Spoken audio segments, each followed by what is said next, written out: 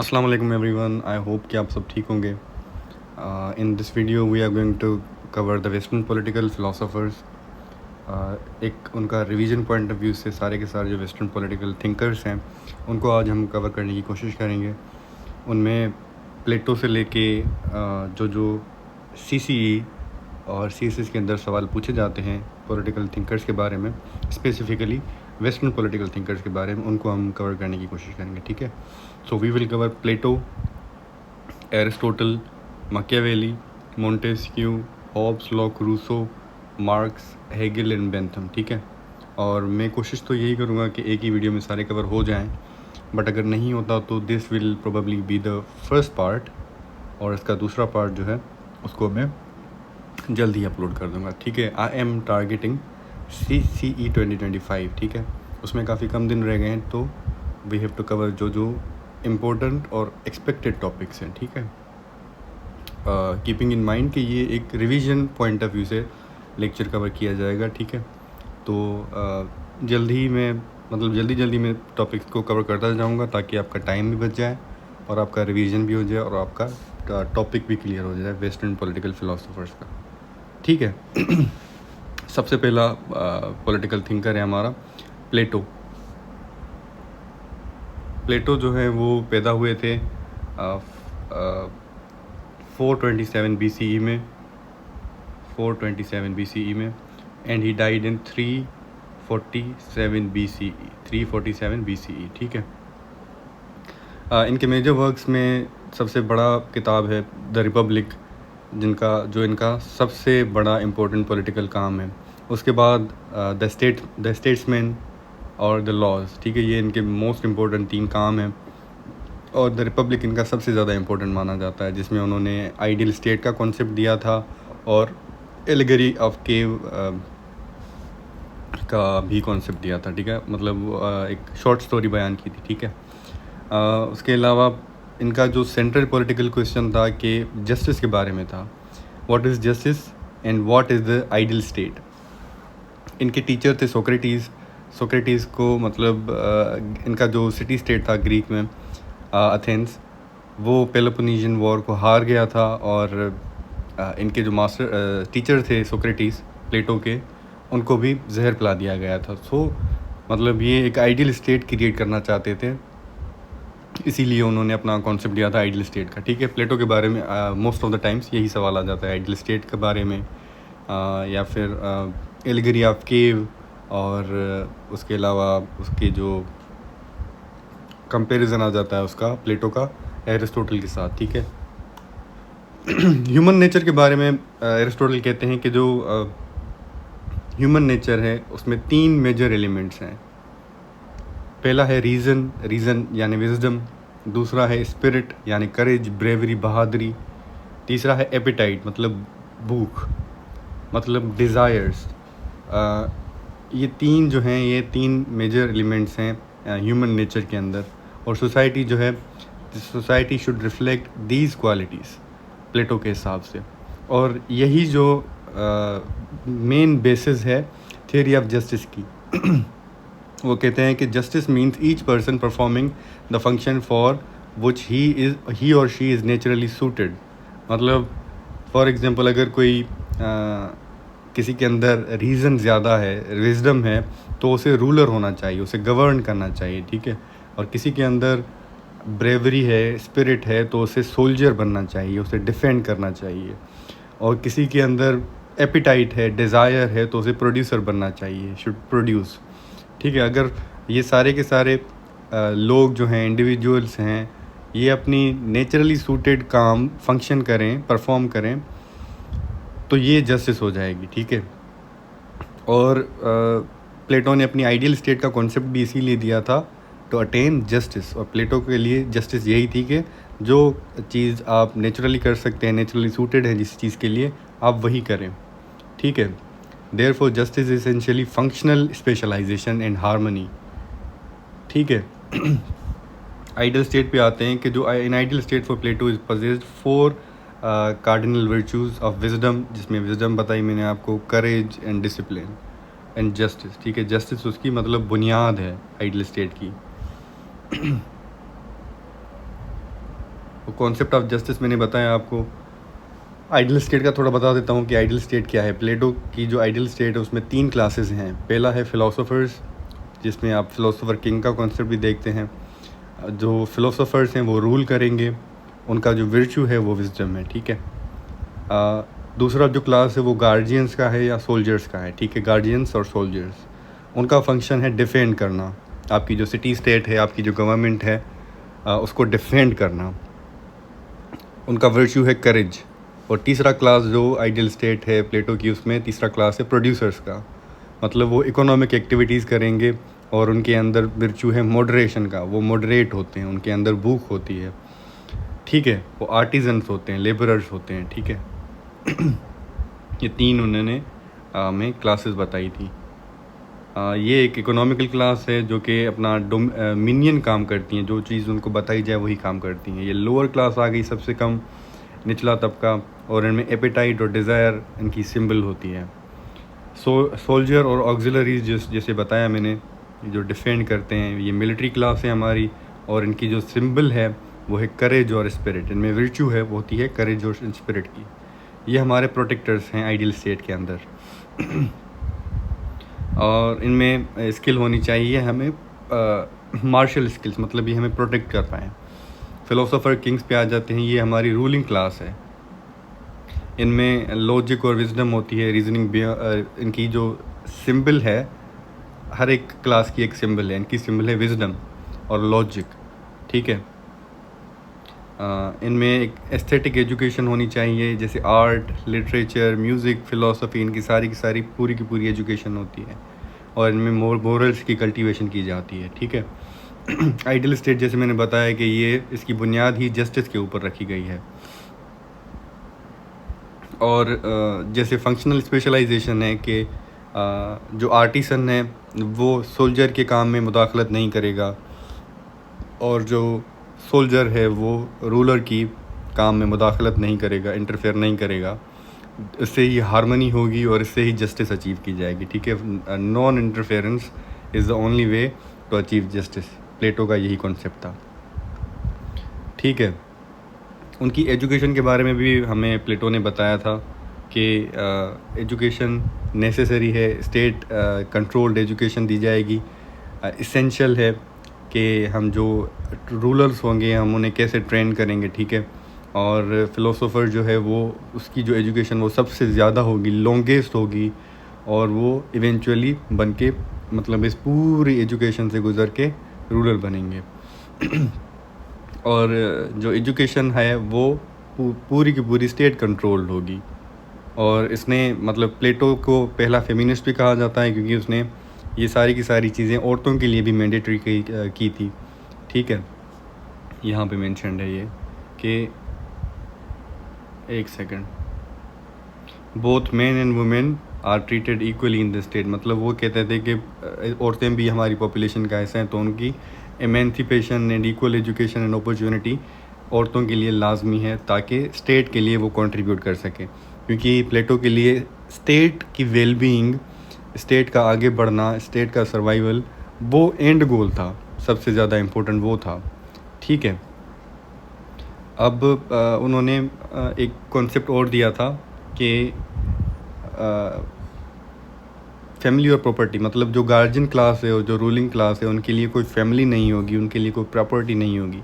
उसे वो कहते हैं कम्युनिज्म, जस्टिस ऑफ कम्युनिज्म, ठीक है। मतलब वो प्राइवेट प्रॉपर्टी नहीं रखेंगे, वो फैमिली अरेंजमेंट नहीं रखेंगे, कम्युनल फैमिली अरेंजमेंट नहीं होगी उनकी कोई भी, और जो बच्चे पैदा होंगे वो कलेक्टिवली रेज़ किए जाएंगे बाय द स्टेट, ठीक है। कुछ उनके कंट्रीब्यूशन को देखते हैं कि प्लेटो का कंट्रीब्यूशन क्या है। उन्होंने सबसे ज़्यादा कंट्रीब्यूट किया था फ़िलोसफी के अंदर। उनका ही contributed political philosophy as a systematic discipline, idealism in political theory उन्होंने मतलब इस्टेब्लिश की थी, और पॉलिटिक्स को एथिक्स के साथ उन्होंने कनेक्ट किया था प्लेटो ने। और एजुकेशन की इम्पोर्टेंस पे सबसे ज़्यादा एम्फेसिस भी प्लेटो ने दी थी। और he also gave the early theory of political classes and functional specialisation. ठीक है, प्लेटो की क्रिटिसिज्म पे आते हैं।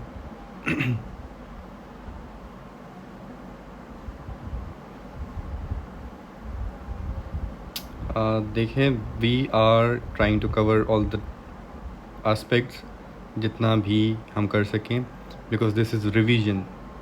क्रिटिसिज्म पे आते हैं कि उस पर कौन कौन सी क्रिटिसिज्म है प्लेटो पे।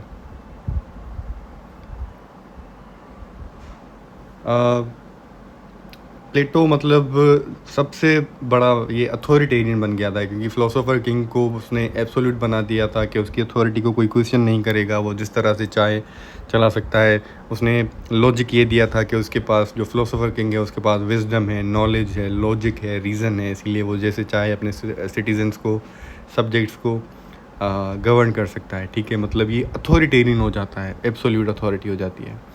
और फ़िलोसोफर किंग का जो कॉन्सेप्ट है वो क्या कहते हैं, अनरियलिस्टिक है, उतना अचीवेबल नहीं है। ठीक है, अनरियलिस्टिक हो जाता है। ठीक है, और उसने एक्सेसिव स्टेट कंट्रोल भी दिया था। फॉर एग्जांपल एजुकेशन का मिसाल ले लें, बच्चे रेज़ करने का मिसाल ले लें, या गार्जियन क्लास है, उनको फैमिली का कॉन्सेप्ट नहीं देना, वो भी एक state control, excessive state control हो जाता है। ठीक है, उसके बाद कम्युनल फैमिली सिस्टम जो है वो भी इम्प्रैक्टिकल है। मतलब ये काफ़ी हद तक ये सारी की सारी चीज़ें जो होती हैं वो हमारे सोल्जर्स को मोटिवेट करती हैं to protect their families as well as their states. ठीक है, तो ये चीज़ें उन्होंने नेगेट कर दी थी, इनवैलिडेट कर दी थी, उनको ज़्यादा एम्फेसिस नहीं दी थी। ठीक है, एट द सेम टाइम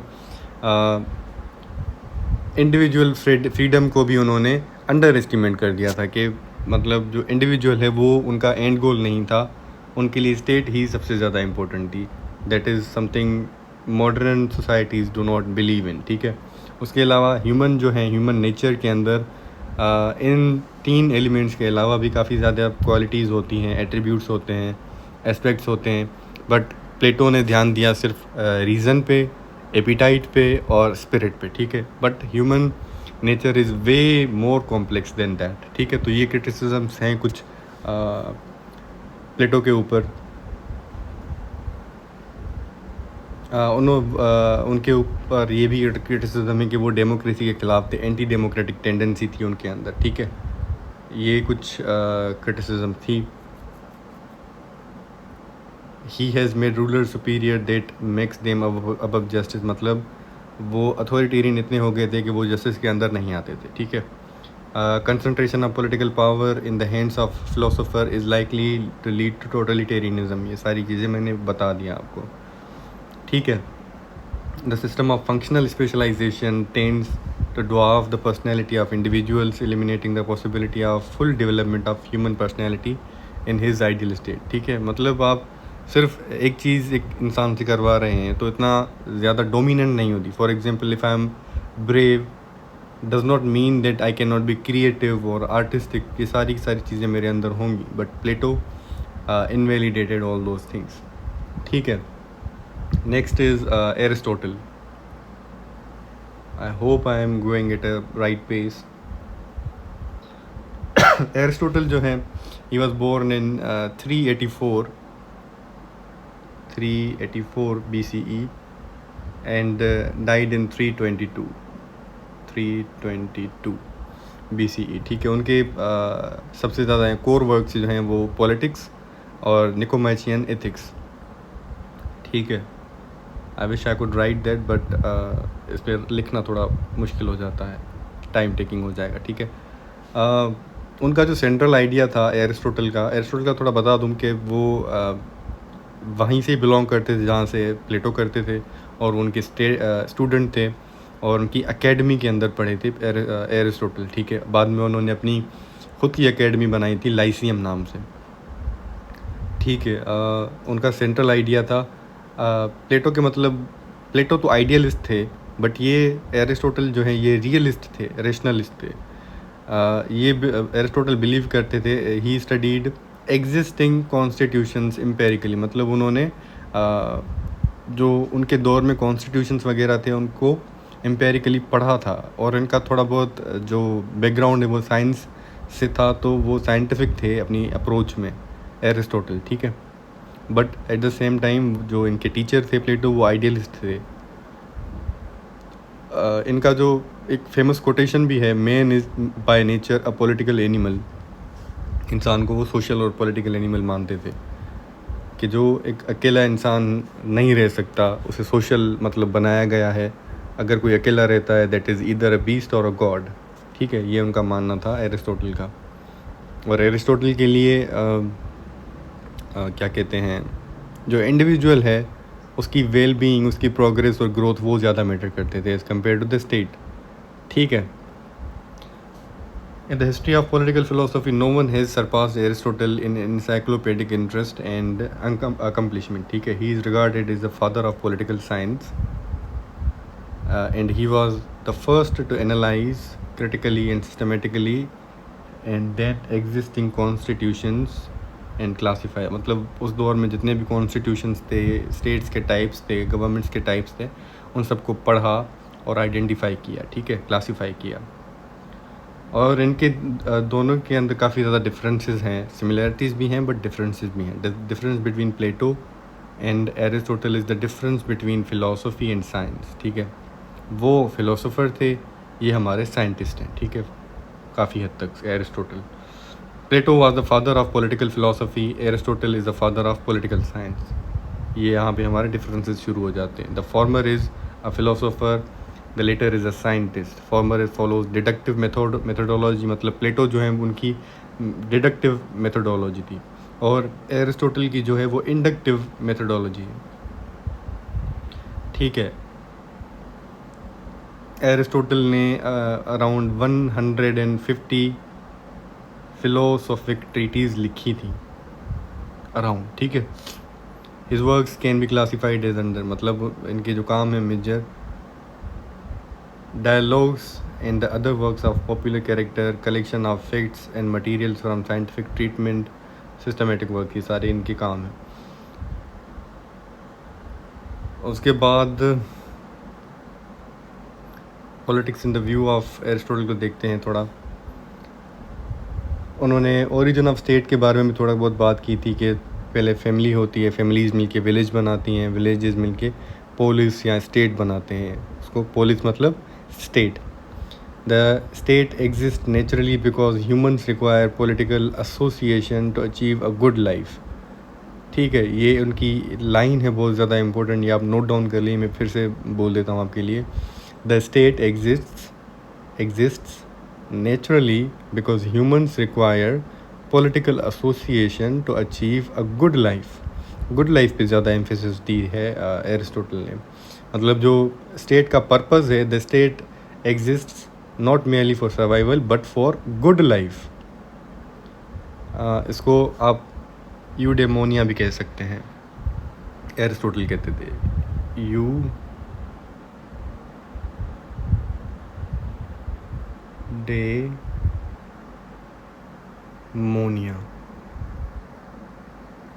यूडेमोनिया मतलब गुड लाइफ। मतलब जो स्टेट एग्जिस्ट करती है उसका सिर्फ पर्पज़ सर्वाइवल नहीं है, जो सिटीजन्स हैं उनको गुड लाइफ प्रोवाइड करना है। Therefore politics and ethics are closely connected. उसके बाद इन्होंने कॉन्सेप्ट दिया था आगे क्लासिफिकेशन ऑफ गवर्नमेंट्स का, मतलब उन्होंने गवर्नमेंट्स को क्लासीफाई किया था। उन्होंने 2 क्राइटेरियाज यूज़ किए थे गवर्नमेंट्स को क्लासीफाई करने में। पहला था नंबर ऑफ़ रूलर्स के कितने बंदे रूल कर रहे हैं, और दूसरा है कि the whether the rulers govern for the common good और प्राइवेट इंटरेस्ट, मतलब वो दूसरों को फैसिलिटेट करने के लिए, कॉमन गुड के लिए गवर्न कर रहे हैं, या ख़ुद को प्राइवेट इंटरेस्ट को सर्व करने के लिए गवर्न कर रहे हैं, ठीक है। इसलिए उन्होंने तकरीबन 6 फॉर्म्स ऑफ गवर्नमेंट बताए थे हमें, ठीक है। उन पे आते हैं। रूल ऑफ वन, जब एक बंदा रूल करे वो होती है मोनार्की। प्योर फॉर्म उसका मोनार्क, मतलब उन्होंने फॉर्म भी बताए थे कि उसका प्योर फॉर्म कौन सा होगा या डिजेनरेटेड या करप्ट फॉर्म कौन सा होगा। तो जब एक बंदा रूल करेगा प्योर फॉर्म में, वो होगी मोनार्की, मतलब वो supreme virtue as it is guiding as its guiding principle, ठीक है। जब वो करप्ट हो जाएगी वो बनेगी टिरनी, टायरनी, TYRANNY, यहाँ पे गलत स्पेलिंग है, ठीक है। करप्ट फॉर्म उसका टिरनी, मतलब जो मोनार्क है वो अपने आप को सबसे ऊपर रख ले तो वो टायरेंट बन जाएगा, ठीक है, रिप्रेजेंटिंग फोर्स, सेल्फिशनेस। जब रूल ऑफ फ्यू तो उसका प्योर फॉर्म होगा एरिस्टोक्रेसी। एरिस्टोक्रेसी का क्या मतलब होता है, एक सेकेंड में आपको बता देता हूँ। एरिस्टोक्रेसी का मतलब होता है जब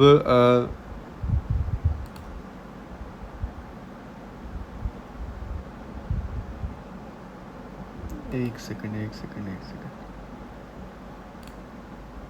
एरिस्टोक्रेसी जब rule by a select group of morally upright and educated citizens, the best, मतलब जो सबसे अच्छे आपके गवर्नर्स हैं, द बेस्ट फ्यू जो पब्लिक इंटरेस्ट में गवर्न करें, ठीक है, उसे हम कहते हैं एरिस्टोक्रेसी। जब ये करप्ट हो जाए तो उसे ओलिगार्की कहा जाता है, ठीक है। ओलिगार्क का क्या मतलब है, जो ये बेस्ट फ्यू थे ये करप्ट हो जाएं और ग्रीड, लालच में वेल्थ के पीछे दौड़ने लग जाएं, ठीक है। ये इसने ये रिवॉल्यूशन बताई थी, साइकिल बताई थी कि ये चेंज होती रहती है, ठीक है। ओलिगार्की जो है corrupt rule by a wealthy minority who use the government to protect and grow their own riches rather than help the state, ठीक है। उसके बाद जो रूल ऑफ मैनी, मतलब जब ज़्यादा बंदे रूल करें, और उसका प्योर फॉर्म होगा पॉलिटी। पॉलिटी का मतलब है जब कॉन्स्टिट्यूशनल गवर्नमेंट हो, जब बहुत ज़्यादा इंसान रूल कर रहे हों, जनरल पॉपुलेस, मतलब डायरेक्ट डेमोक्रेसी आप कह लें जिसे, जब they are functioning under a balanced constitution for human good, for common good, ठीक है।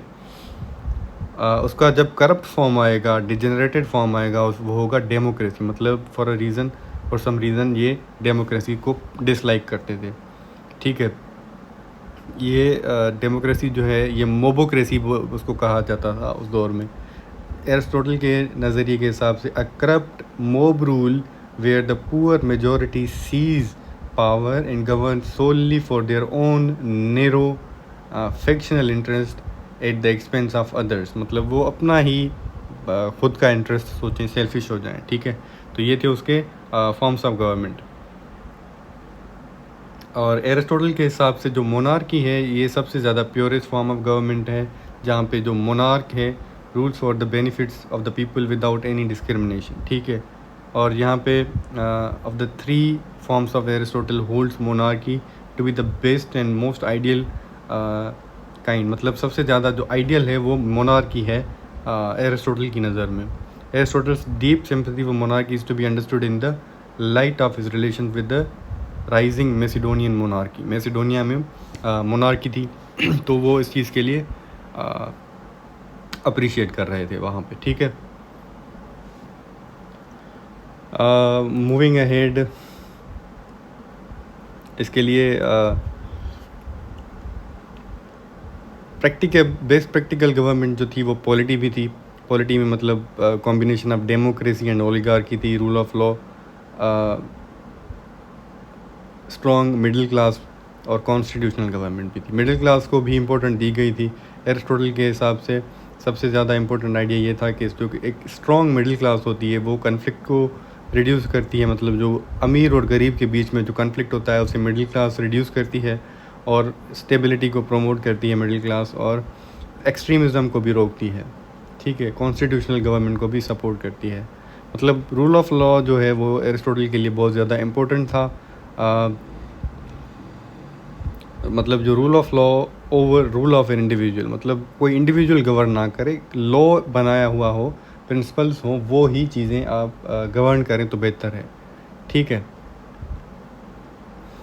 मूविंग अहेड, डेमोक्रेसी के बारे में थोड़ा बता दूँ। Aristotle defines democracy as a government formed of the best men absolutely and not merely of men who are relatively, that is in relation to changing circumstances and constitutions, ठीक है। थोड़ा और बता देता हूँ। स्लेवरी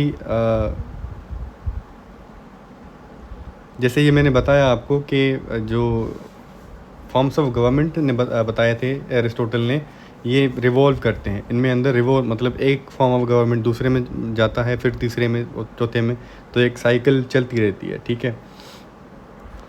तो एरिस्टोटल इन्होंने causes पढ़े थे कि ये रिवॉल्यूशन होता क्यों है। इनमें इनइक्वालिटी हो, इनजस्टिस हो, पॉलिटिकल एक्सक्लूजन हो, एक्सेसिव कंसंट्रेशन ऑफ पावर हो जाए और क्लास कन्फ्लिक्ट हो, तो ये एक फॉर्म ऑफ गवर्नमेंट दूसरे फॉर्म ऑफ गवर्नमेंट में चली जाती है, ठीक है।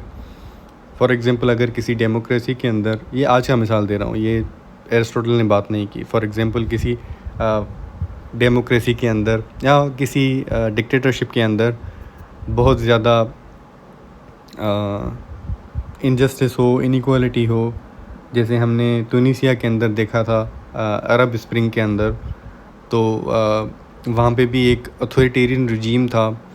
तो वहाँ के लोग जब उन्होंने अपराइजिंग की तो दे turned it into something else, ठीक है।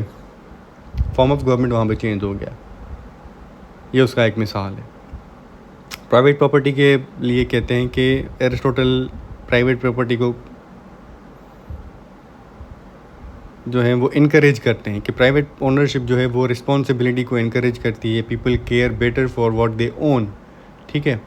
ओनरशिप होगी तो वो ज़्यादा परवाह करेंगे। Generosity is possible when people possess something to give, ठीक है।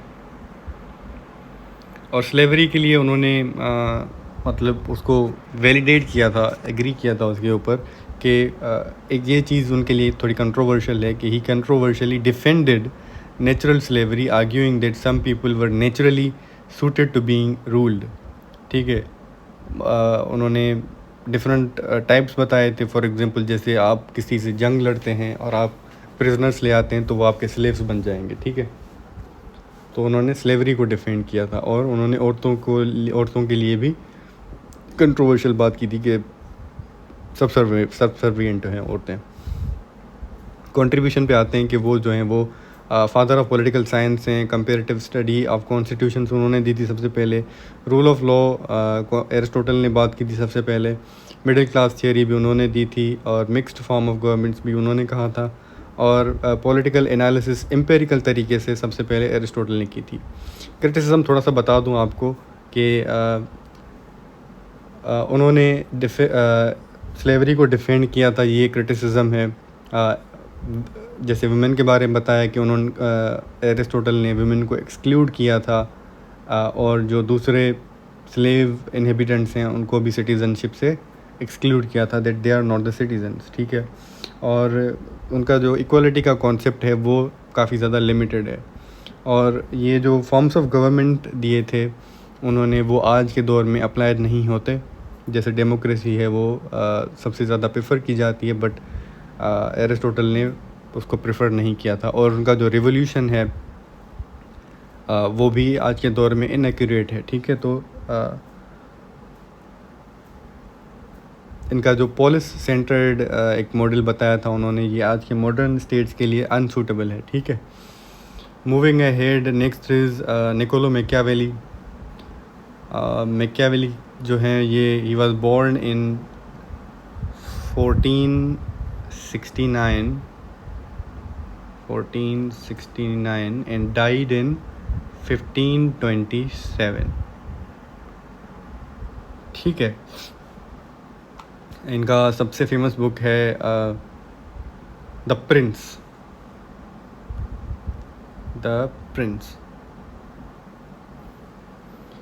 ठीक है। और दूसरा है डिस्कोर्सेस ऑन लिवी। ये इनके सबसे इम्पोर्टेंट ज़्यादा काम है, वर्क्स हैं। ही सपोर्टेड मोनार्कियल गवर्नमेंट जहाँ पे एक पर्सन का रूल हो, और ये इटली से बिलोंग करते थे। और इनके दौर में इटली जो है वो काफ़ी ज़्यादा डिवाइडेड थी बिटवीन सो मेनी स्टेट्स, जैसे फ्लोरेंस हो गया और काफ़ी ज़्यादा दूसरी स्टेट्स थी, ठीक है। तो इसीलिए उन्होंने एक बुक लिखी थी द प्रिंस, और जिसमें उन्होंने अपने जो रूलर है उसके लिए गाइडलाइंस बताई थी कि प्रिंस को, एक रूलर को कैसे होना चाहिए, ठीक है।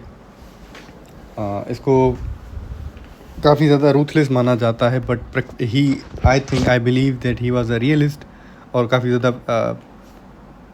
प्रैक्टिकल थे, रियलिस्ट थे, और पर्सनली मेरे भी काफ़ी ज़्यादा फेवरेट हैं निकोलो मैकियावेली। इनको father of modern political science माना जाता है, and he gave principles of what makes a good Prince. Spelling का यहाँ पे मिस्टेक से काफ़ी ज़्यादा ठीक है। थोड़ा और बता देता हूँ कि इनकी importance. Machiavelli is often considered the founder of modern political science because he separated political analysis from traditional religious and moral assumptions। ठीक है। ह्यूमन नेचर इनके हिसाब से ह्यूमन नेचर का एक पेसिमिस्टिक व्यू था, मतलब जो इंसान हैं वो सेल्फिश हैं, एम्बिशियस हैं, ungrateful, fickle, motivated by self interest. ठीक है, ये उनका ह्यूमन नेचर का व्यू था मैकियावेली का। Therefore, rulers must govern according to the political realities and not ideal morality। मतलब जो आपकी ग्राउंड रियलिटीज़ हैं, पॉलिटिकल रियलिटीज़ हैं, रूलर को उस हिसाब से गवर्न करना चाहिए। ठीक है, उनके हिसाब से रूलर की जो रिस्पॉन्सिबिलिटी है, सबसे पहली रिस्पॉन्सिबिलिटी है कि वो स्टेट को प्रिजर्व करे। ठीक है, और उसके लिए क्या क्या करना चाहिए, उसे यूज़ फोर्स रूथलेसली, जितनी फोर्स यूज़ कर सकते हो करो। फ्री हैंड दे दिया था, brutal force uses but intelligently rather senseless use of force, के इंटेलिजेंटली आपने यूज़ करनी है। ठीक है, impose your will on people, कि आपकी जो विल है, आपने जो डिसीजंस लिए हैं वो आप दूसरों पे, अपने सब्जेक्ट्स पे इम्पोज कर दें, छाप दें, थोप दें उनके ऊपर, चाहे उनकी मर्ज़ी हो या ना हो। If that is what you think is good for the people, good for the state, good for the survival and preservation of the state, do it. ठीक है, ये सारी की सारी गाइडलाइंस उन्होंने दी थी अपने प्रिंस को। एक और बात की थी उन्होंने, better to be feared than love, मतलब अगर आपसे कोई मोहब्बत नहीं कर सकता तो आपसे वो डरे। This is why I love him, मतलब if you can not be loved you should be feared, if you cannot be loved you should be feared। मतलब every ruler wants to be loved by his people but love and fear together are difficult, so it is better to be feared than loved। मतलब अगर आपसे जो आपकी subjects हैं वो मोहब्बत नहीं कर सकते तो आपसे खौफ करें, डरें। devotion and love are not continued, can change any time, fear keeps people in boundary। जब आपसे आपके सब्जेक्ट्स डरेंगे तो आप अपनी हुदूद में रहेंगे। एक और बात की थी उन्होंने कि एक्ट एज अ फॉक्स और लायन।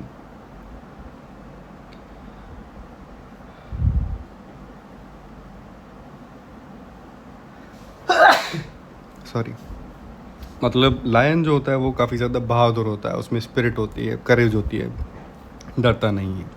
फॉक्स जो होती है उसके अपने कनिंग वेज होते हैं, मैनिपुलेटिव होती है, अपना इंटरेस्ट भी निकाल लिया और दूसरे को नुकसान भी नहीं हुआ, मतलब मेरा भी काम हो गया और दूसरे को नुकसान भी ना हुआ, इतनी चालाक होती है फोक्स। तो जब ज़रूरत हो आपको लोमड़ी बनने की तो लोमड़ी बन जाओ। ठीक है, जब ज़रूरत हो आपको लायन बनने की तो लायन बनो। ठीक है, law corrects man but force corrects beasts, be brave like lion but also cunning like a fox. ये सारी चीज़ें उन्होंने बताई थी।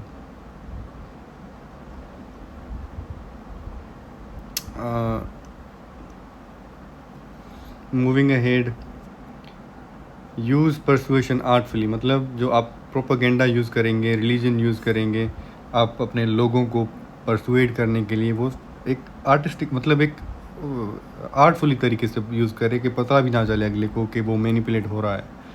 Play upon religious feelings of people, मतलब जो जो चीज़ एक्सप्लॉइट कर सकते हो करो, सिर्फ स्टेट को बचाओ। ठीक है, उसने कोई बाउंड्री लाइन डिमार्केट नहीं की थी। एक्ट डिसाइसिवली, ठीक है, don't hesitate while taking decision, be strong while taking decision, hesitation will ruin you because people want a strong and assertive leader। उनके हिसाब से जो स्टेट है उसे स्ट्रॉन्ग होना चाहिए, stable, independent, capable of maintaining order. ठीक है, Machiavelli is associated with principal that political necessity can justify actions that conventional morality might condemn. मतलब आपकी जो पॉलिटिकल ज़रूरत है, नेसेसिटी है, सर्वाइवल पे बात आ गई है, तो आप लड़ जाएं, भिड़ जाएं, अपने आप को बचा लें, अपनी स्टेट को बचा लें। ये सारी की सारी चीज़ें मैकियावेली जस्टिफाई करते हैं, बट ये सारी बातें मोरालिटी जो है, कन्वेंशनल मोरालिटी, ये कंडेम करेगी, मज़ामत करेगी इन सारी चीज़ों को। मतलब उनका मानना यही था कि जो and justifies the means, and justifies the means, मतलब आपका एंड गोल क्या है, मीन्स मैटर नहीं करते, आपका एंड गोल मैटर करता है। आप उसे कैसे हासिल करते हैं वो मैटर नहीं करता, क्या हासिल करते हैं वो मैटर करता है बेटे मैकियावेली की नज़र में, ठीक है।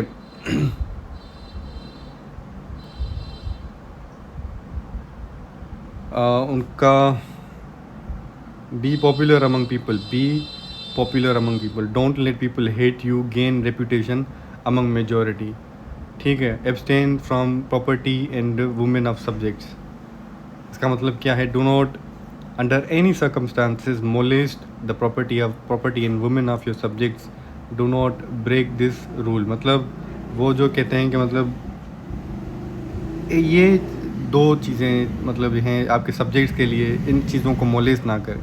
ये अपनी एक बाउंड्री लाइन खींच ली उन्होंने कि ये चीज़ें नहीं करनी आपने। Act as a father, people should be obedient to their rulers as a father, मतलब तो उनका रूलर है, उनकी तरफ एक बाप की तरह देखें। Be kind but rule like a hard pusher, hold your subjects together. ये सारी की सारी गाइडलाइंस हैं जो कि वो अपने रूलर के लिए प्रेजेंट कर रहे हैं, ठीक है। अवॉइड एक्सेसिव एक्सपेंडिचर, ठीक है। Act as a great pretender, pose as courageous, play balance of power game, avoid flatterers, be an opportunist, don't be extreme towards a friend और enemy, observe utmost secrecy, possess virtue, और ये सारी चीज़ें उन्होंने बता दी थी। उसके अलावा कुछ और चीज़ें भी हैं, जैसे उन्होंने आर्मी की टाइप्स बताई थी कि आपके लिए कौन कौन सी अपनी स्टेट के लिए कौन कौन सी आर्मी जो बेहतर है सबसे ज़्यादा। ऑक्सिलरीज वगैरह की उन्होंने बताई थी, जो आप पैसों से ख़रीदते हैं, या फिर नेटिव आर्मी होती है आपकी, पेट्रोटिक आर्मी, ठीक है। उसके अलावा मैकियावेली ने फॉरेन पॉलिसी पे भी काम किया था कि जो एक वीक स्टेट है और एक स्ट्रॉन्ग स्टेट है, उनके लिए भी उन्होंने प्रिंस के लिए गाइडलाइंस दी थी। Just give me a second.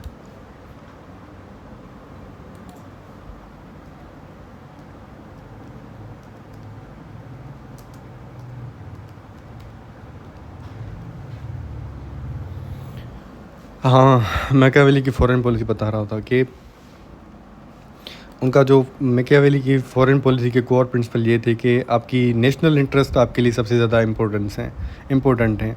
मतलब ultimate goal of the ruler is security, survival and betterment of the state.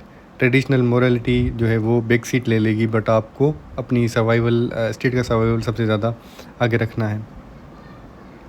मतलब जो कमज़ोर स्टेट है और एक स्ट्रॉन्ग स्टेट है, आपने दोनों का साथ नहीं देना। You have to focus on what is good for you, ठीक है। उसके बाद है मैकियावेली की क्रिटिसिज्म, उसमें आते हैं कि why was he criticised. Criticism उन पे ये थी कि ही वाज सिनिकल। उनके पास जो ह्यूमन नेचर का एक व्यू था, पॉइंट ऑफ व्यू था मैकियावेली का, वो एक सिनिकल था, नेगेटिव था, पेसिमिस्टिक था, ठीक है। वो सबसे ज़्यादा एम्फेसिस रखते थे पावर के ऊपर, और एथिकल एम्बिग्विटी की भी बात की जाती है मैकियावेली के नज़रिए में, और वो अथॉरिटेरियनिज़म को बहुत ज़्यादा जस्टिफाई करते थे। मतलब जो इंडिविजुअल्स हैं उनको वो एंड गोल पे नहीं रखते थे, ठीक है। मूविंग अहेड, अल्लामा मोहम्मद इकबाल ने उनको एक एजेंट ऑफ डेविल कहा है, एजेंट ऑफ डेविल का नाम दिया है, ठीक है। उसके बाद है नेक्स्ट हमारे मोंटेस्क्यू वाज बोर्न इन 1689 में पैदा हुए थे। and died in Montesquieu died in 1755. ठीक है, उनके major work the Spirit of Laws हैं, 1748 में लिखे थे उन्होंने ये book the Spirit of Laws. ठीक है, ये उनका जो सेंट्रल कंट्रीब्यूशन है वो सेपरेशन ऑफ पावर्स के ऊपर दिया था उन्होंने, उस पर भी आते हैं। 18 जनवरी 1689 में पैदा हुए थे ये। Montesquieu believes that the basic principle of law and justice exists in nature but should not be found in deduction from assumptions based on reasons but in facts of history of actual works of political life. Any relation between one thing and another thing is a law. ठीक है।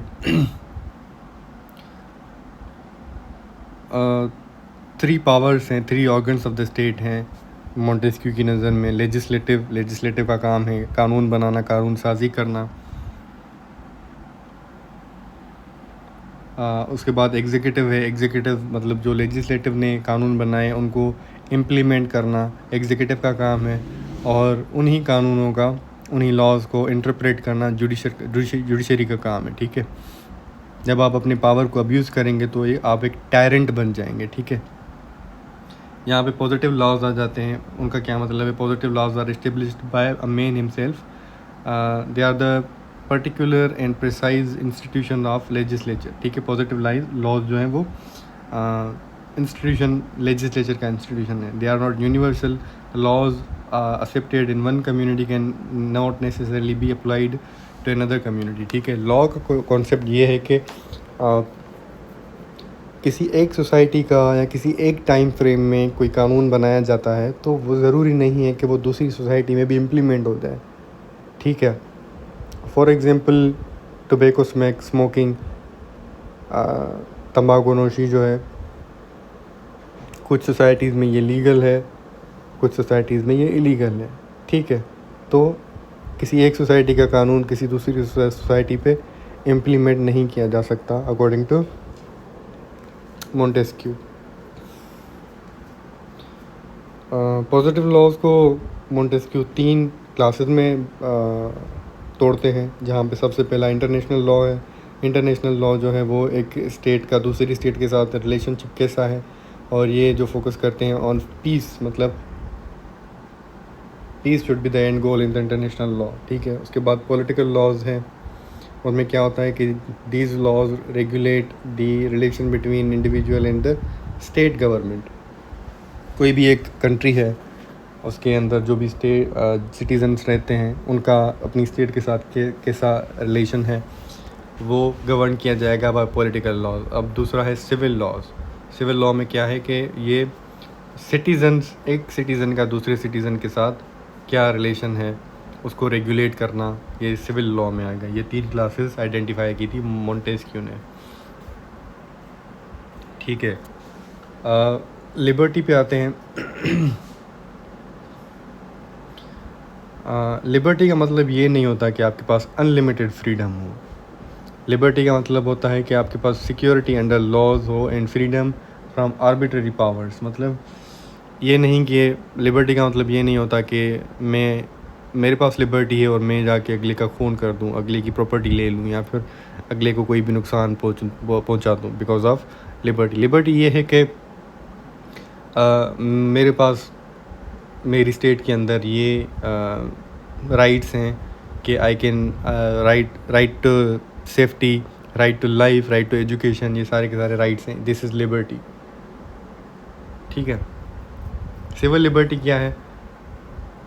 This grows out of a relation, man to man का जो relation है ये civil liberty है। ठीक है, it is the opposite of slavery and more closely associated with the laws of nature. ठीक है, पॉलिटिकल लिबर्टी ये है कि स्टेट और सब्जेक्ट के बीच में जो रिलेशन है वो आपकी पॉलिटिकल लिबर्टी। जैसे मैंने आपको मिसाल दिया कि मैं स्टेट के अंदर किसी दूसरे इंसान को नुकसान नहीं पहुंचा सकता बिकॉज ऑफ पॉलिटिकल लिबर्टी, क्योंकि उसके पास पॉलिटिकल लिबर्टी है of right to life, right to freedom, right to education, right to fair trial. ये सारे के सारे उसको लिबर्टी देते हैं एक अच्छी ज़िंदगी गुजारने की। Political liberty of a person is a tranquility of mind arising from opinion each person has of his safety. ठीक है. According to him, liberty is possible only when the powers of government are subjected to limitation. Liberty तभी possible होगी जब आपकी government के ऊपर government के पास limited powers होंगे. अगर उसके पास फॉर एग्जांपल अगर आपकी गवर्नमेंट अथॉरिटेरियन है तो आपके पास कोई भी लिबर्टी नहीं हुई. For example in north Korea जो सिटीज़न थे उनके पास लिबर्टी नहीं है इंटरनेट यूज़ करने की. उनकी प्राइवेट प्रॉपर्टी पे भी मतलब गवर्नमेंट कभी भी कब्ज़ा कर सकती है, कभी भी उनको डिटेंशन में डाल सकती है. तो गवर्नमेंट के पास अगर अनलिमिटेड पावर्स हैं, टोटलिटेरियनिज़म है, अथॉरिटेरियनिज़म है, तो मतलब सिटीजन्स के पास लिबर्टी नहीं है, आज़ादी नहीं है, फ्रीडम नहीं है. इसीलिए ये ज़रूरी है कि जो भी आपकी गवर्नमेंट हो वो लिमिटेड हो, उस they are subject to limitation, तभी आपके पास सिटीजन जो हैं वो इन्जॉय कर पाएंगे liberty. Also that based safe guard against टेरनी and the surest guarantee of liberty is the separation of powers among different organs of the government. मतलब आपको अगर अपनी लिबर्टी इन्जॉय करनी है, उसको सेफ गार्ड करना है, तो गवर्नमेंट के जो फंक्शंस हैं उनको डिवाइड कर दें बिटवीन डिफरेंट पावर्स, उनको सेपरेट कर दें. गवर्नमेंट के जो पावर्स हैं उनको सेपरेट कर दें. मतलब एग्जीक्यूटिव कानून इम्प्लीमेंट करेगा, लेजिस्लेचर कानून बनाएगा, जुडिशरी उनको इंटरप्रेट करेगा. ठीक है. Although he did not mention the phrase separation of power, he asserted that liberty is lost if the three powers are not separated. ठीक है. Moving ahead, मॉन्टेस्क्यू जो है वो आइडेंटिफाई करते हैं फॉर्म्स ऑफ गवर्नमेंट रिपब्लिक के अंदर monarchy, despotism. उनमें सिमिलरली रिपब्लिक के अंदर वर्च्यू होता है, मोनार्की के अंदर ऑनर होता है और डेस्पोटिज्म के अंदर फियर होता है. ये तीन उन्होंने आइडेंटिफाई की थी. Montesquieu formulated tripartite division of the government functions. Legislative जो है वो पार्लियामेंट के अंदर कानून बनाएगी, एग्जीक्यूटिव प्राइम मिनिस्टर और प्रेसिडेंट होगा जो कि इसको इफेक्ट मतलब अप्लाई करेगा, और जुडिशरी जो अदलिया होगी कोर्ट वगैरह के अंदर इंटरप्रेट करेगी कानून को. ठीक है. और उन्होंने चेक्स एंड बैलेंसेस की बात भी की थी कि चेक्स एंड बैलेंसेस भी होंगे. मॉन्टेस्क्यू के ऊपर मैंने एक डिटेल्ड लेक्चर भी अपलोड कर दिया है ऑलरेडी इसी यूट्यूब चैनल पे. You can visit that if you want to cover Montesquieu in detail, in depth. System of checks and balances का ये है कि कोई भी एक ऑर्गन दूसरे ऑर्गन के काम में इंटरफेयर नहीं करेगा, और उनके पास एक ऐसी अथॉरिटी भी होगी कि अगर कोई एक ऑर्गन गलत कर रहा है या ठीक से काम नहीं कर रहा तो उनके ऊपर एक चेक होगा. ठीक है. इसके ऊपर हमारे पास सबसे बेहतर जो है केस स्टडी है वो है अमेरिका की. अमेरिका के अंदर सेनेट के पास भी काफ़ी ज़्यादा पावर्स हैं चेक्स एंड बैलेंसेस के. प्रेसिडेंट के पास भी हैं और उनकी कांग्रेस के अंदर भी पावर्स हैं. उनकी कोर्ट के पास भी काफ़ी ज़्यादा पावर्स हैं. ठीक है. चेक्स एंड बैलेंसेस के. ठीक है. क्रिटिसिज्म पे आते हैं उनकी. थोड़ा कंट्रीब्यूशन भी देख लेते हैं. उन्होंने सेपरेशन ऑफ पावर्स की थ्योरी दी थी, कॉन्स्टिट्यूशनलिज्म की बात की थी मॉन्टेस्क्यू ने, पॉलिटिकल लिबर्टी की बात की थी, इंस्टीट्यूशनल चेक्स एंड बैलेंसेस की बात की थी, और पॉलिटिकल इंस्टीट्यूशंस को एक कंपेरेटिव अप्रोच से देखा था. क्रिटिसिज्म उनकी सेपरेशन ऑफ पावर जो है वो आप एब्सोल्युटली अप्लाई नहीं कर सकते. ये बहुत ज़्यादा डिफ़िकल्ट है. मतलब जो इंस्टीट्यूशन हैं वो स्मूथली तभी काम करेंगे जब आप उनमें कोऑपरेशन होगा. सेपरेशन से ज़्यादा कोऑपरेशन की ज़रूरत होती है. तभी मतलब सेपरेशन होगा तो फ्रिक्शन होगा, स्मूथली काम नहीं कर पाएंगे. और उन्होंने ब्यूरोक्रेसी को भी कम्प्लीटली नेगलेक्ट कर दिया था. आज के दौर में ब्यूरोक्रेसी का भी काफ़ी ज़्यादा रोल होता है स्टेट को चलाने में, तो he did not give that enough attention. और उसकी जो क्लासिफिकेशन ऑफ गवर्नमेंट है वो भी काफ़ी ज़्यादा लिमिटेड है. ये कुछ क्रिटिसिज्म थी उनके ऊपर.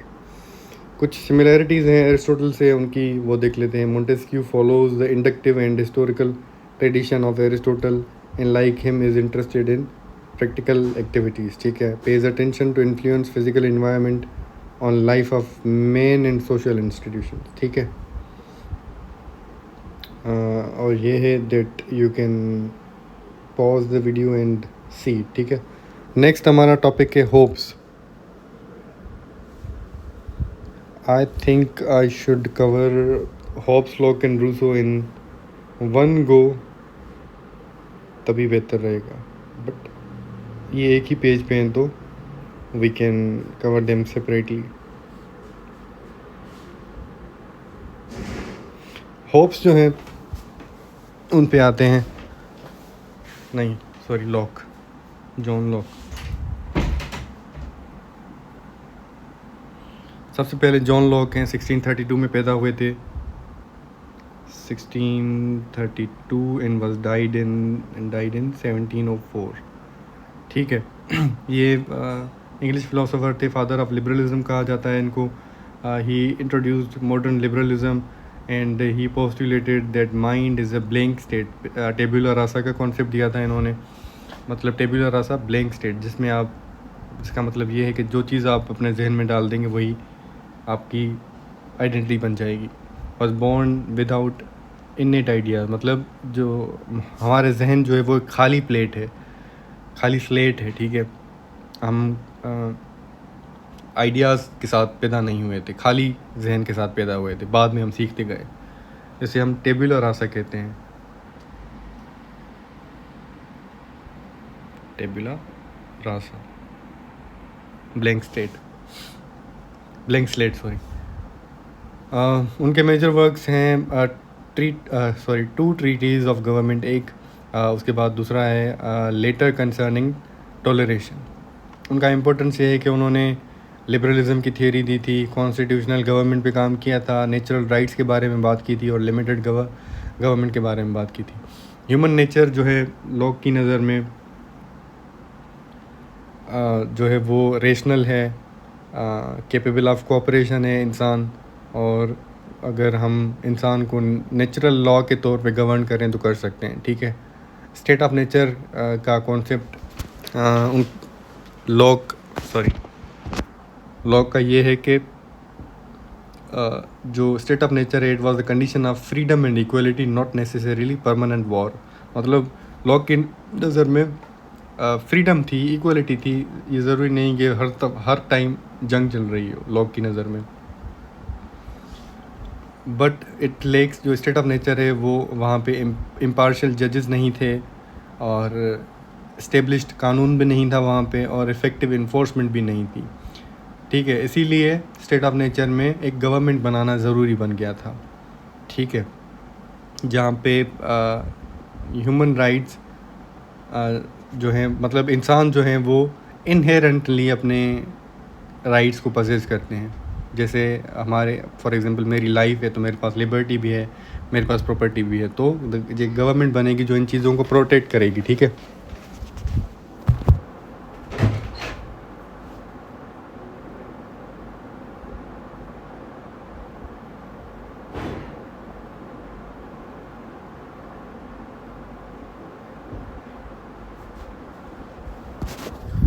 सॉरी,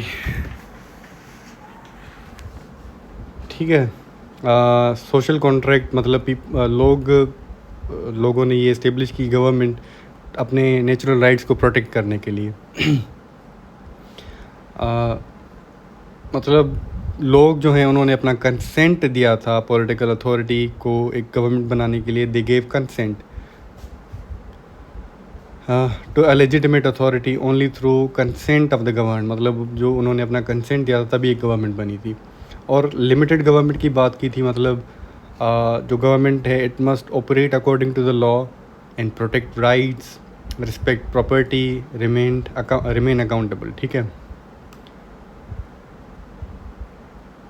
जो सिटीजन्स हैं they have the right to resistance, मतलब people have the right to resist and replace it. Government को रिप्लेस कर सकते हैं, रेजिस्ट भी कर सकते हैं, जो मॉडर्न एरा में ये अप्रिशिएट की जाती है बात।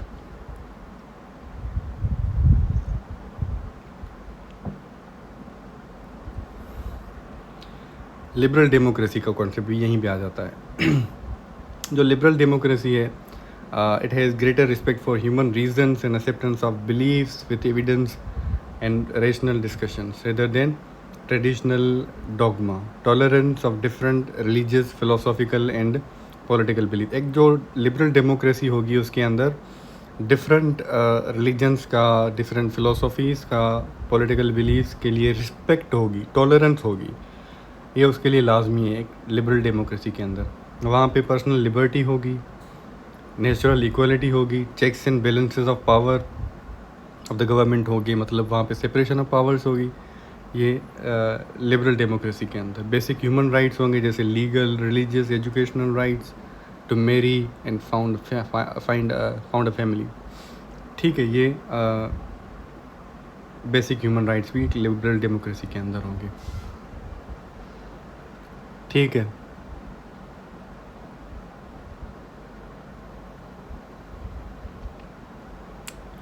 मूविंग अहेड, उनके ऊपर थोड़ी क्रिटिसिज्म भी है, वो देख लेते हैं कि प्रॉपर्टी जो है, प्रॉपर्टी थ्योरी जो उनकी है, that can justify economic inequality को जस्टिफाई कर सकती है वो। उसके अलावा his conception of consent is sometimes considered hypothetical, कि वो इतना हाइपोथेटिकल है, रियलिस्टिक नहीं है। उसके लिए जो उन्होंने रिलीजियस टॉलरेशन की बात की है, there are some contradictions in it as well. His theory historically excluded so many groups. उसके बाद नेक्स्ट है हमारे हॉब्स, थॉमस हॉब्स जो हैं, ही वाज बोर्न इन, एक सेकंड सॉरी,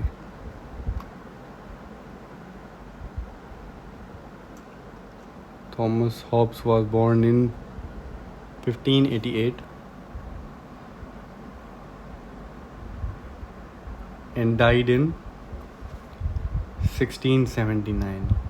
लंदन में पैदा हुए थे और 1679 में उनकी डेथ हो गई थी। मेजर वर्क उनका लेवाइथन है, LEVIATHAN, लेवाइथन उनका मेजर वर्क है। ठीक है, ये लिखा था 1651 में।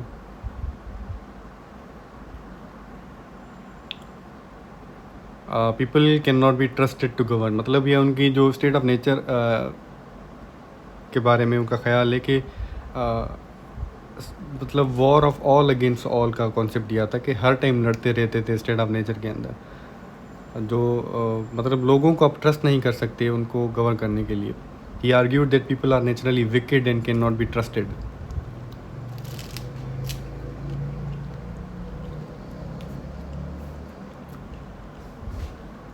और इन्होंने ह्यूमन बींग्स को डिफाइन किया था, all the life of man solitary, poor, nasty, brutish and short, and regarded every man is enemy to every man. मतलब कॉन्स्टेंट वॉर का कॉन्सेप्ट दिया था इन्होंने, कि हर टाइम लड़ते रहते थे, ब्रूटिश थे, नास्टी थे, पुअर, सॉलिटरी, और ऐसा इनका कॉन्सेप्ट था थॉमस हॉब्स का for human nature and state of nature. ठीक है, इंसान सेल्फिश क्रीचर्स हैं, believe that human were basically selfish creatures who would do anything to do better their position, hence if left them people will act on their evil impulses. इंसानों के अंदर evil impulses हैं, अगर उनको govern करने दिया जाए तो बहुत ज़्यादा नुकसान करेंगे इंसान। ये कहना था हॉब्स का। तभी इन्होंने एब्सोल्यूट मोनार्की को फेवर किया था। He suggested absolute monarchy, all power should be vested in either king और क्वीन। कोई एक इंसान हो जिसके पास सारी की सारी पावर्स हो और वो गवर्न करे, तभी हारमनी आएगी स्टेट के अंदर। ये मानना था हमारे हॉब्स का। Hobbes felt that nations like people were selfishly motivated, each country was in a constant battle for power and wealth. जो मतलब सारे के सारे कंट्रीज़ हैं वो अपना ही सेल्फ इंटरेस्ट देखते हैं और हर टाइम सिर्फ वेल्थ और ग्रीड के पीछे, पावर के पीछे लड़ाई करते हैं। Hobbes wrote that if naturally in a state of war, if men are naturally in a state of war, who do they always carry arms and why? Do they have keys to lock their doors, ठीक है। Hobbes argued that governments are created to protect people from their own selfishness and evil. Government तभी create की जाती है जब आपको इंसान को उसके ही सेल्फिशनेस से प्रोटेक्ट करना हो, वरना वो खुद को और दूसरों को नुकसान दे देगा। उसका डेमोक्रेसी के लिए व्यू क्या था? Hobbes believed that democracy giving power to people to vote, democracy giving power to people to vote would never work। मतलब डेमोक्रेसी का आइडिया ये होता है कि आप लोगों को ये हक दे दें कि वो वोट करके इलेक्टेड गवर्नमेंट को चूज़ करें, इलेक्ट करें। हॉब्स ये कहता है कि ये कभी काम नहीं करेगा। An authority figure is necessary to provide direction leadership, कि एक अथॉरिटेरियन फिगर होगी वही आपको लीडरशिप और डायरेक्शन प्रोवाइड कर सकती है। The best government being the one that had the great power in of a Leviathan. Leviathan एक बीस्ट होता है कि उनका ये कहना है कि गवर्नमेंट एक लेवाइथन होना चाहिए, मतलब एक एब्सोल्यूट बीस्ट होना चाहिए जिसके पास सारे पावर्स हों। He was strongly against democracy, however believed that a diverse group of representatives presenting problem the most common would prevent a king from being cruel and unfair। मतलब ये चीज़ उन्होंने कही थी कि किसी बादशाह को जालिम और अनफेयर होने से लोग रोक सकते हैं विथ डेमोक्रेसी, अगर वो आम इंसान की प्रॉब्लम्स लेके एज रिप्रेजेंटेटिव्स के सामने जाएं।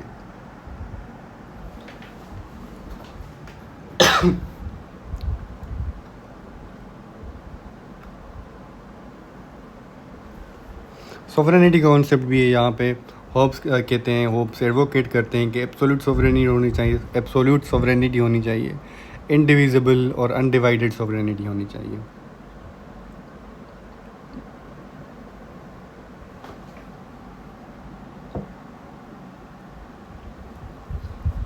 ठीक है।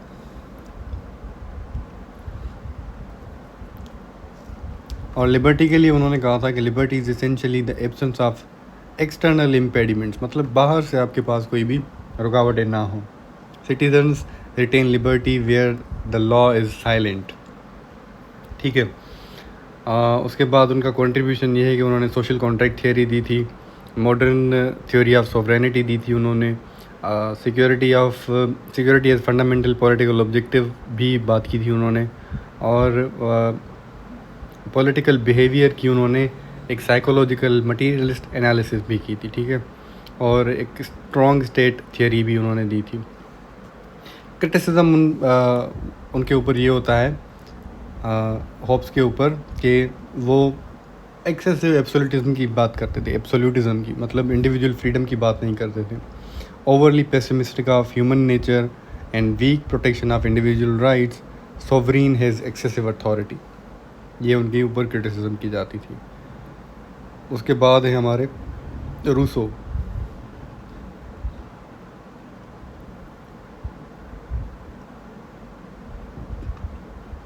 Gene Jacques Rousseau.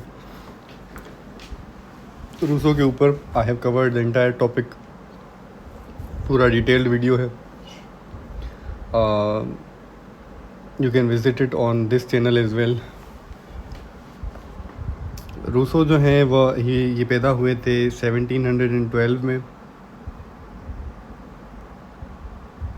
1712 में पैदा हुए थे एंड डाइड इन 1778, ठीक है। मेजर वर्क इनका था the social contract, discourse on the origin of inequality.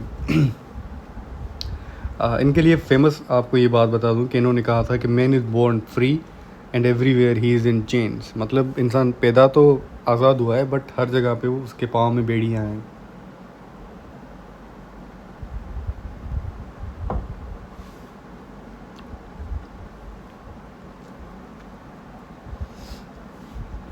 State of social contract theory पे आते हैं इनकी कि इन्होंने दी थी the doctrine of society is founded on a social contract between the people and the government और लोगों के बीच में एक सोशल कॉन्ट्रैक्ट के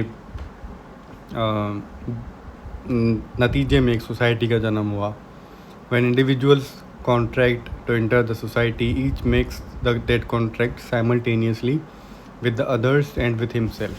जब इंडिविजुअल्स सोशल कॉन्ट्रैक्ट में आए सोसाइटी के अंदर दाखिल होने के लिए, तो उन्होंने ख़ुद के साथ और दूसरों के साथ एक सोशल कॉन्ट्रैक्ट किया.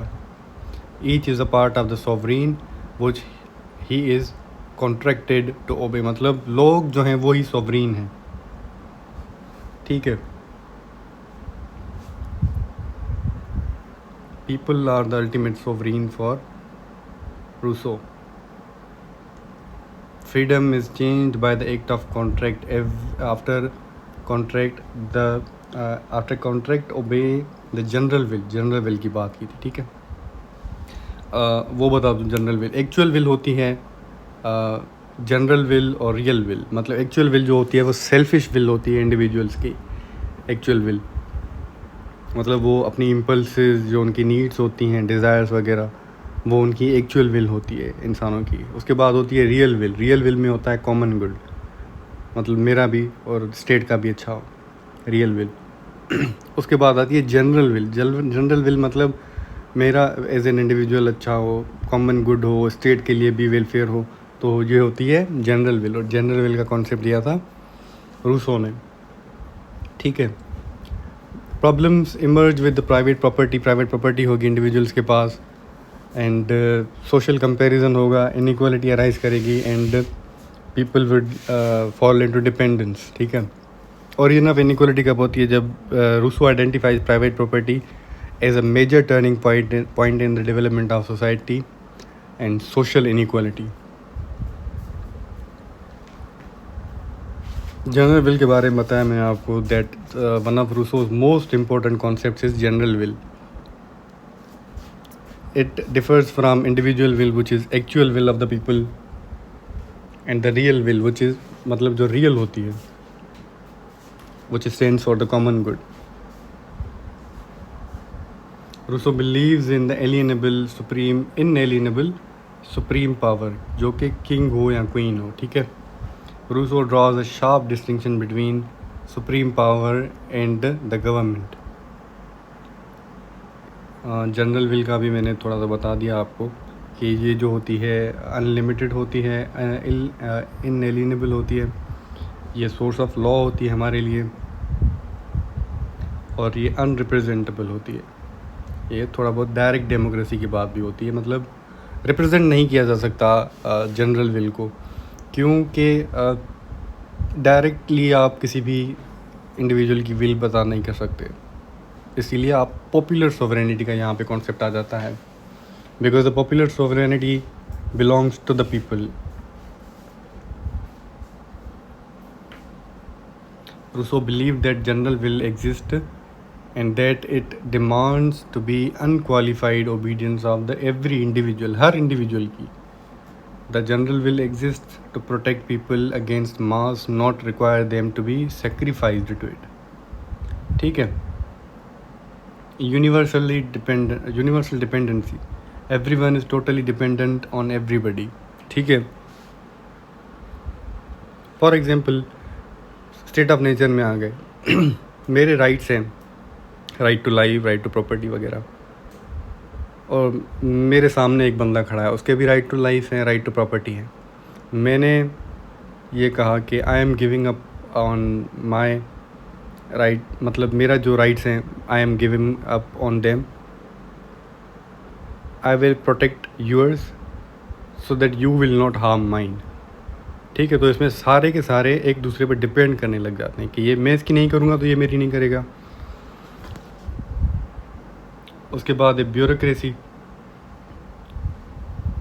The government governs by decree. मतलब आपको पब्लिक की तरफ से एक डिक्री दी जाती है कि आप मेरे तरफ से गवर्न करें, रिप्रेजेंट करें मुझे, तभी जन्म होता है ब्यूरोक्रेसी का.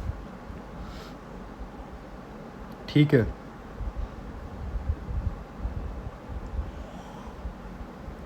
एक्चुअल विल का बताया मैंने आपको. ये जो होती है ये irrational will of the individuals होती है, जहाँ पे वो सेल्फ कन्फाइंड और सेल्फ सेंटर्ड होती हैं. काफ़ी हद तक सेल्फिश विल हो जाती है इंडिविजुअल्स की.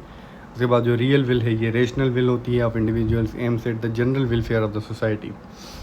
उसके बाद उन्होंने थियरी ऑफ एजुकेशन भी दी थी, जिसमें जो state must control all the schooling because purpose of schooling is to develop citizens who want only what the community wants, ठीक है। Therefore the education has to be state controlled. उसके बाद social order की बात की थी education के अंदर ही, कि जो सोशल ऑर्डर है is a sacred right which is the basis of all other rights. उनके ऊपर क्रिटिसिज्म क्या है कि जो जनरल विल है ये अथॉरिटेरियन हो सकती है जनरल विल, क्योंकि आप उसे पॉपुलर सॉवरेनिटी के ऊपर रख रहे हैं, आप उसे जो गवर्नमेंट है उसके ऊपर रख रहे हैं और आप उसे रिप्रेजेंट नहीं कर सकते, इनएलिएनेबल है, अनडिवाइजेबल है, अनरिप्रेजेंटेबल है, तो ये अथॉरिटेरियन हो सकती है। उसके बाद ये वो एक और क्रिटिसिज्म है कि कॉमन गुड क्या है वो कौन डिटरमाइन करेगा। आपने ये तो कहा कि कॉमन गुड सबसे ज़्यादा मैटर करता है, बट कॉमन गुड डिटरमाइन कैसे किया जाएगा, कौन डिटरमाइन करेगा, ये भी क्रिटिसिज्म है जैसे रूसो के ऊपर। उसके बाद major risk of majority tyranny, मतलब मेजॉरिटी ही आपके पास है वो टायरेंट बन सकते हैं, ठीक है। और ये आपने डायरेक्ट डेमोक्रेसी की तरफ इशारा है रूसो का, ठीक है। उन्होंने पॉपुलर सॉवरेनिटी की बात की है कि जो सॉवरेनिटी है that belongs to the people, people are the ultimate sovereign. लोगों का जो कॉमन गुड है, लोगों की जो डिज़ायर्स हैं वही मैटर करती हैं, गवर्नमेंट मैटर नहीं करती, ठीक है। तो ये डायरेक्ट डेमोक्रेसी जो है ये मॉडर्न स्टेट्स के अंदर अप्लाई नहीं की जा सकती, डिफ़िकल्ट टू अप्लाई।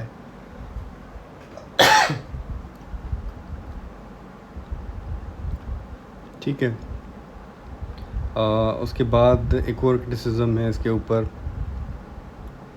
कि ये जो थियरी है वो इनकम्प्लीट और वेग है।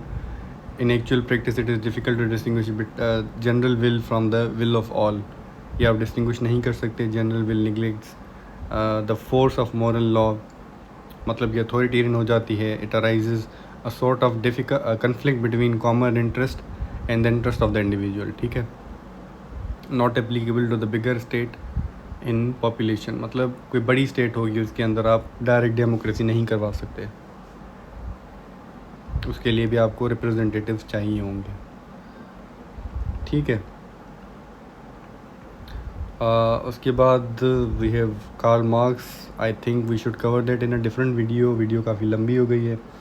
I will try to cover it in a different video. जो रिमेनिंग हमारे फ़िलोसोफर्स हैं जिनमें कार्ल मार्क्स आ जाते हैं, हेगल आ जाते हैं और जेरेमी बेंथम रहते हैं, ठीक है। तो I will try to cover them in a different video. If you have any queries about this particular topic तो आप बता सकते हैं। I will try to cover it, I will try to address your queries and questions. If you want me to cover any other topic specifically तो वो भी आप बता सकते हैं। I will try to cover it. This is it from my side. I will see you in another video. Till then, take care. Allah Hafiz.